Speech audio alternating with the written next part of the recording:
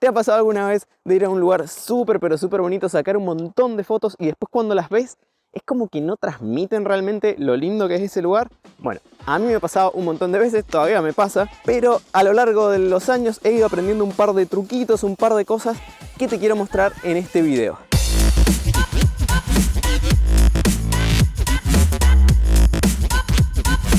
Estoy en la Reserva Natural de Hovsjallar en Suecia, un lugar que es súper pero súper bonito porque de un lado tiene el mar, como pueden ver ahí atrás mío, y del otro lado hay unas formaciones rocosas. Qué lindo decir formaciones rocosas, parece que sé de lo que estoy hablando. Del otro lado hay unas formaciones rocosas que tienen unas formas muy pero muy interesantes y eso va generando unos paisajes muy dramáticos. Está como nublado, pero cada tanto va saliendo el sol, las nubes pasan rapidísimo, es impresionante la velocidad a la que pasan las nubes, que eso hace que cada tanto queden lugares iluminados por el sol y lugares en sombra, lo cual se ve buenísimo, buenísimo. Yo voy a seguir caminando hasta encontrar un lugar donde se ve un paisaje lindo y les muestro ahí qué cosas hago para sacar una foto.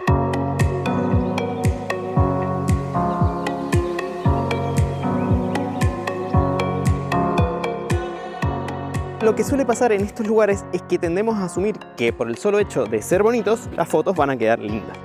Y por lo general no es el caso. Como fotógrafos, nuestra tarea es poder de alguna manera traducir esto en una foto que transmita esa misma belleza que nosotros vemos. Realmente llegar a sacar una foto buena de paisaje muchas veces requiere, por un lado, caminar mucho, por otro lado, cuando encontramos un lugar, trabajarlo al lugar para encontrar la posición desde donde se ven mejor las cosas, y otras veces también esperar simplemente a que la gente se vaya o esperar a que salga el sol. A lo que voy es que no es cuestión de llegar y sacar una foto. Hay veces que yo me quedo 15, 20, 30 minutos en el mismo lugar, lo cual suele ser sumamente odioso si alguien me acompaña, por eso es que prefiero hacer esto solo. Es después de ese tiempo que realmente llego a sacar la foto que vale la pena. Entonces, primer tip es que una vez que encuentren un lugar que vale la pena, tómense el tiempo en ese lugar para poder llegar a la foto que está buena. Lo que hago cuando voy caminando por ahí es buscar algo específico de ese paisaje que me llame la atención. Algo que por un motivo que no necesariamente uno lo entiende, nos llama la atención. En este momento para mí es esa piedra que está ahí atrás. Todavía no sé qué voy a hacer, pero hay algo ahí interesante. Ese es como el paso número 1 y ahora me voy a empezar a acercar a ver qué puedo hacer con esa piedra que está ahí. Mientras iba camino para sacarle fotos a esa roca, me subí a este lugar en el que estoy ahora y miré para el otro lado y para allá se ve muchísimo mejor. Así que el consejo número 2 sería, ¿no sigan el consejo número 1? No, el consejo número 2 sería que aprovechen las oportunidades que están en ese lugar. Lo que tiene interesante la vista que hay hacia aquel lado es que ahora el sol da en las piedras que están más cerca y para allá está todo oscuro. No sé cuánto tiempo más va a durar eso, así que tengo que sacarle fotos ya mismo.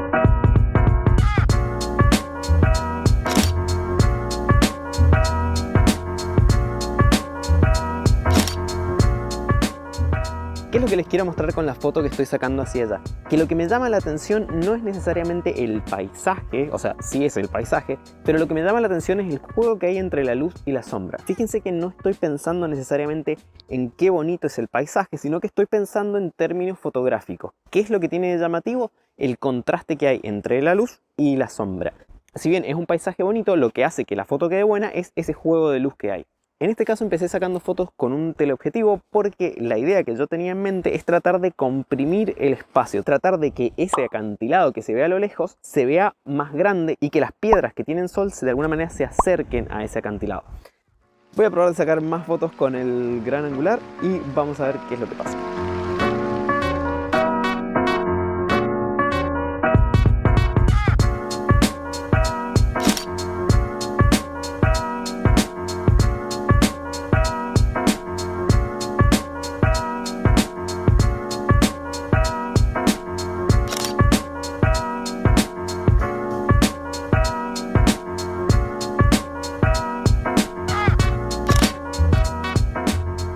Con el gran angular se sigue viendo interesante esto. Me fui agachando y fui buscando lugares donde tratar de incluir estas piedras que tengo acá cerca. Y nuevamente, si está nublado no se ve tan interesante o tan dramático como cuando está el sol.